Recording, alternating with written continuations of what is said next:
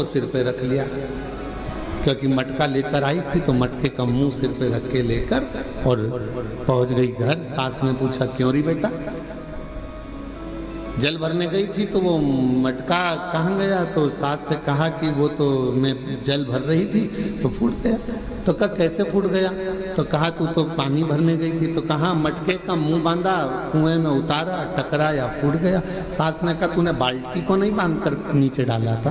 तो कहा मैंने सोचा डायरेक्ट एक ही को भर लेती हूँ, बार बार भरूंगी जाएगा, इससे अच्छा एक ही में भरा जाए। फूट गया। सास ने कहा चल अगली बार तू अच्छे से संभल के लेकर आना। दूसरी बार फिर भेजा उसको। आपकी बार लेकर चली थी तो लेते लेते जब पानी भर कर लेकर आ रही थी तो उसके सिर में चल गई खुजाल। अब सिर पे जो मटका रखा था तो उसने कहा ये मटके को पड़ोसन को दे दूं। पड़ोसन बड़ी वृद्ध थी, संभला नहीं, मटका नीचे गिर गया, टुकड़े टुकड़े लेकर वापिस आ गई। अब जब टुकड़े टुकड़े लेकर वापस आई और टुकड़े टुकड़े लेकर जब वापस पहुंची, फिर सास ने पूछा क्यों मटका कहाँ गया? वो तो ये टुकड़े टुकड़े हो गए, फूट गए।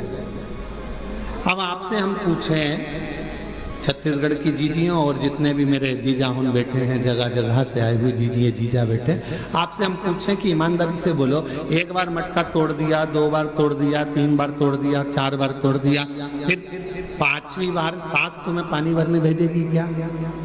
जम के तो बोलो जरा, नहीं भेजेगी। क्यों? सास को मालूम है मैं मटका देकर भेजूंगी और ये तोड़ देगी, हर बार नुकसान करेगी। इससे अच्छा है कि मैं पानी खुद भर लाऊंगी या दूसरे से भरवा लूंगी और इसको नहीं भेजूंगी। बस परमात्मा भी यही सोचता है, एक बार देह दी, मानव का शरीर दिया, इसने भजन नहीं किया। दूसरी बार मानव का शरीर दिया, इसने भजन नहीं किया। तीसरी बार फिर मानव का शरीर दिया, इसने भजन नहीं किया। तो चौथी बार परमात्मा तुम्हें मानव बना के भेजेगा। जब जब मनुष्य का शरीर पाया, दिन भर इधर की चर्चा, उधर की चर्चा, इधर की बात, उधर की बात, तो अगली बार भगवान ने सोच लिया कि इसको मानव बनाकर नहीं भेजना, मेंढक बनाकर भेज देगा। जब व्यर्थ की ही चर्चा करता है, व्यर्थ की ही चर्चा में लगा रहता है, तो फिर इसको मानव का देह क्यों मिला? ये मानव का शरीर क्यों मिला?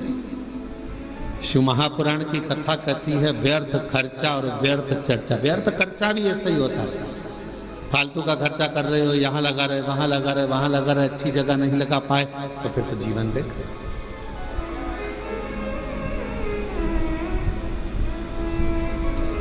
और मिलती है शिव नाम की दौलत कभी कभी,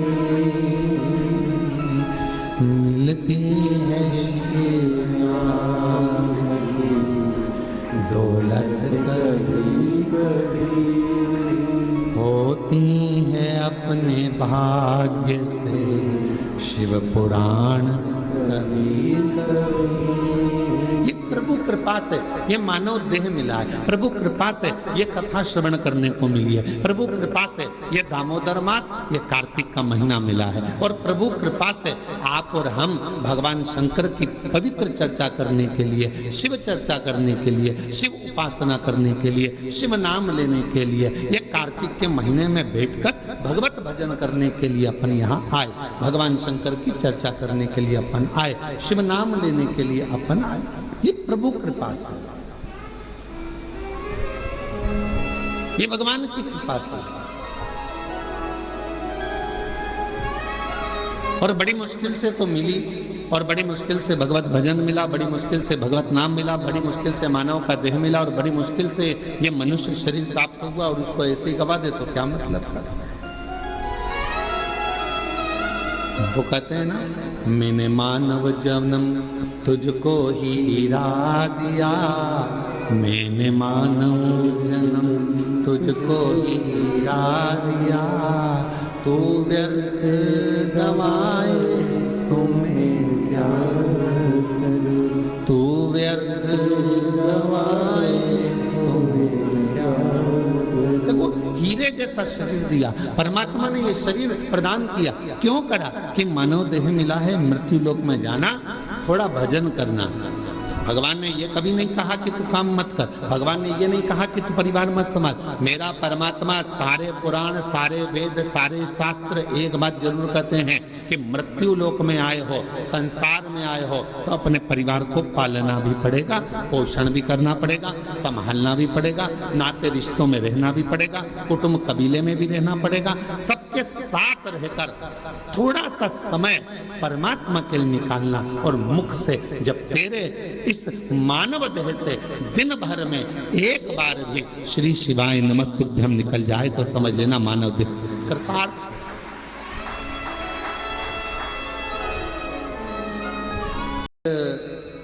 गुड़गांव से एक बहन जी आई थी, वो एक बात कर रही थी कि गुरुजी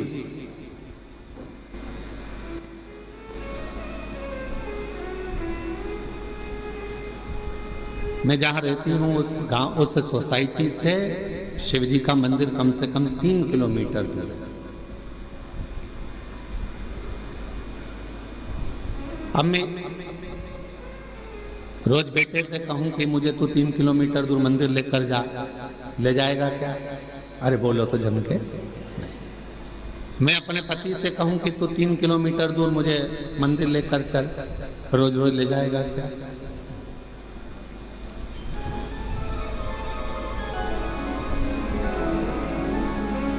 अभी हम आ रहे थे, इसके 1 घंटे पहले यहाँ पर हमारे, हम जहाँ रहते हैं कक्ष में, उसके बाहर एक माताजी बात कर रही थी दूसरी माताजी से। कहे कि मैं तो मेरे पति को बोलकर साथ में लेकर आई हूँ कि अपन केवल आधा घंटा की कथा सुनेंगे, उसके बाद आ जाएंगे।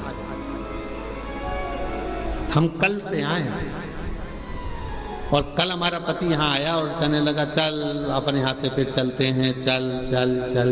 और उसने रात की जो आरती करी शाम की प्रदोष काल की, उसके बाद हमारा पति हमसे बोला अब तो पूरी 5 दिन की सुन के ही जाए।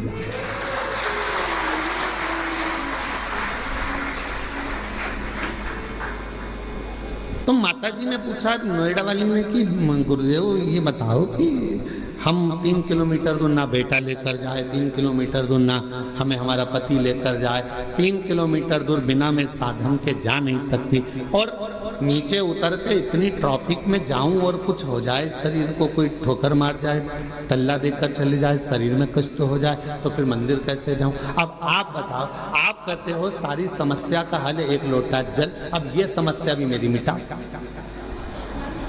ये भी समस्या। अब तुम बताओ कि मैं जाऊं तो जाऊं कैसे? तो हमने कहा मां, शिव पुराण की कथा कहती है जब तक शरीर चले तब तक भगवान के मंदिर जाकर 1 लोटा जल चढ़ाओ, और जब तुम्हारा शरीर ही इतना भारी हो गया, चल नहीं पाती हो, जा नहीं पाती हो, तो फिर एक काम करो, अपने घर के अंदर जो शिवलिंग है उस शिवलिंग पर जल चढ़ाओ और बाबा से प्रार्थना करो कि मेरे इस जल को महाकाल राजा तू स्वीकार करना, मेरे इस जल को काशी विश्वनाथ तू स्वीकार करना, मेरे इस जल को बाबा वैद्यनाथ तुम स्वीकार करना, मेरे इस जल को हे कृष्णेश्वर नाथ, वो स्वीकार करे। बचपन में बच्चा सोया रहता है, माँ और बाप को उस बच्चे के पास आना पड़ता है। बच्चा जब बड़ा हो जाता है, उसे भूख लगती है, प्यास लगती है, तो वो अपने माता पिता के पास आता है।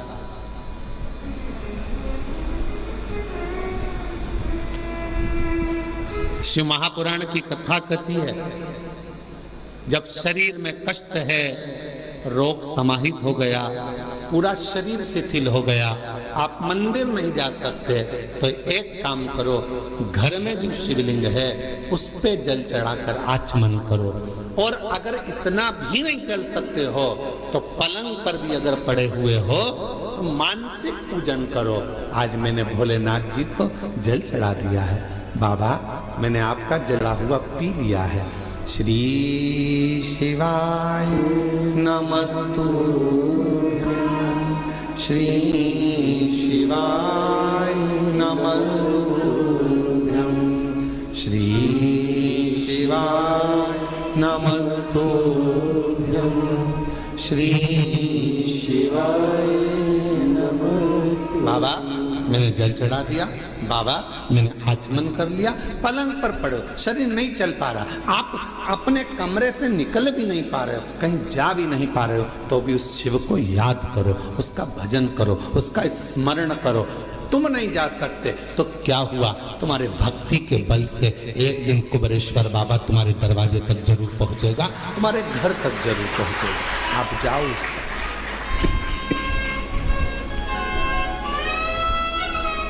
तेरे मंदिर में आना मेरा काम है और मेरी बिगड़ी बनाना तेरा काम। तेरी चौखट तक मैं आ ही गया, मुझे दर्श दिखाना तेरा काम।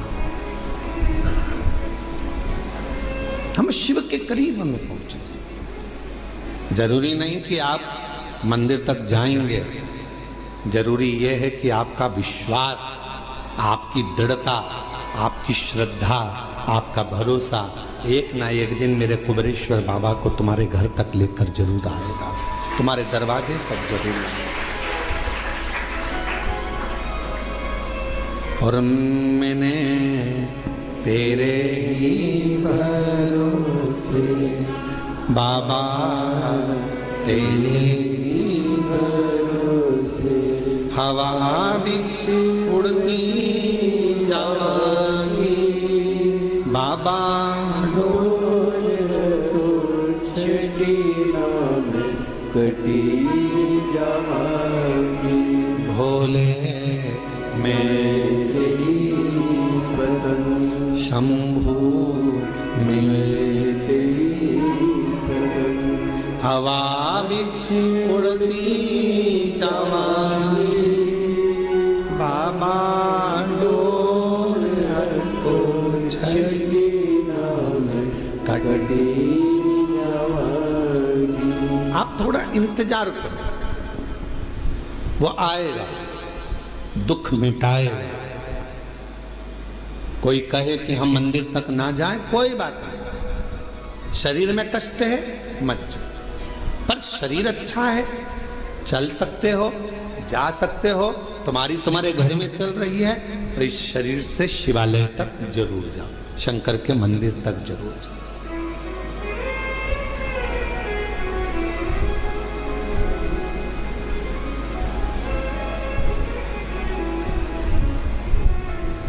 उसके द्वार तक पहुंचने का प्रयास जरूर करो। शिव महापुराण में एक देवराज नाम के ब्राह्मण की कथा आती है, जिसको आपने बारंबार व्यासपीठ से श्रवण किया। वो देवराज जो कभी भगवान के मंदिर नहीं गया, वो देवराज जो कभी शिवालय नहीं गया, वो देवराज कभी जो शंकर की आराधना में नहीं लगा, कभी नहीं गया, ना उसने आराधना करी, ना कभी साधना करी।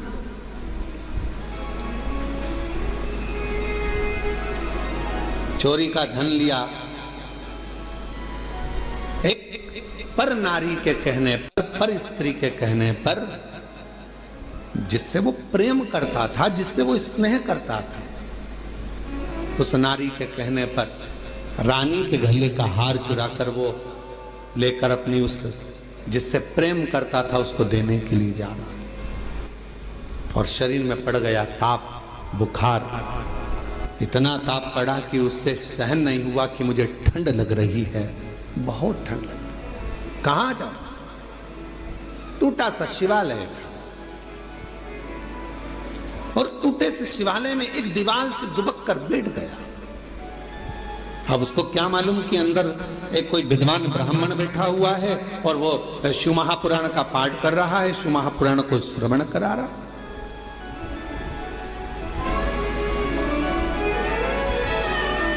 पूरी दुनिया में सारी पुराणों में केवल एक पुराण ऐसी है, शिव महापुराण, जो किसी यजमान को नहीं सुनाई जाती, जिसका श्रोता यजमान नहीं होता, जिसका श्रोता दुनिया का कोई व्यक्ति नहीं होता, जिसका श्रोता केवल सारी पुराणों में केवल एक पुराण है, श्रीमद् भागवत को आप उठाएंगे तो राजा परीक्षित उसका श्रोता है, फिर कोई पुराण उठाएंगे तो उसका काशी नरेश एक श्रोता है, फिर कोई पुराण उठाएंगे उसका श्रोता ये है, पर शिव महापुराण का कोई श्रोता नहीं। शिव महापुराण का केवल एक श्रोता है, वो देव अधिदेव महादेव और माता पार्वती जी कथा को श्रवण करने के लिए। 5 दिन यदि शिव महापुराण की कथा होती है, 7 दिन यदि शिव महापुराण की कथा होती है, मुख्य यजमान के रूप में जैसे साहू साहब यहाँ दामोदर जी बैठे हैं, दामोदर प्रसाद जी बैठे हैं, इनका परिवार बैठा है, या जिस तरह से आप सब इस पवित्र कथा को श्रवण करने के लिए बैठे हो, तो ये सोच कर बैठना 5 दिन आप कोई इंसान नहीं हो, 5 दिन आप कोई मनुष्य नहीं हो, 5 दिन आप कोई भी तुम्हारा नाम हो वो अपनी जगह पर है। 7 दिन 5 दिन जब कोई कथा का यजमान बनकर बैठता है तो उस जगह पर वो स्वयं नहीं बैठता, स्वयं देव अधिदेव महादेव उसके यजमान बनकर बैठते हैं उसके रूप में।